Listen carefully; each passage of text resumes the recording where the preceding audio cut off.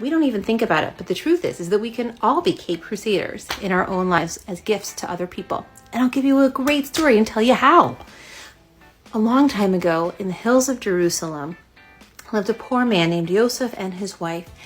And they were just really got to this point in their lives where they were so grateful for everything that they had. And one Shabbos, his wife made amazing challahs, and Joseph decided that those were the best challahs he'd ever had and asked her to make extra so that they could turn them into an offering to God in the ark. And so she did. The next week, she made 2 extra.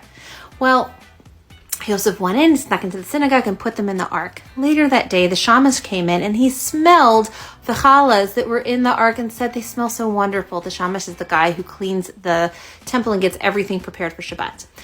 And this went on and on and on. For months, this happened, that Yosef would put in the challahs, the shamash would come, take them out, and distribute them to a poor family around Jerusalem. One day, the rabbi came in early because he had heard all of this commotion from the shamash about what had been going on.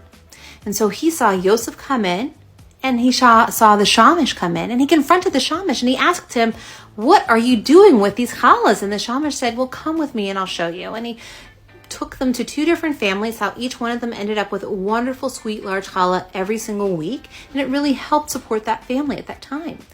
And it continued on and on for years after that Yosef and his wife would make the challahs and bring them into the ark, and the shamash would take them out and distribute them to different poor families. And the truth is that at any given point, we have no idea how it is we're going to help somebody and be that Cape Crusader.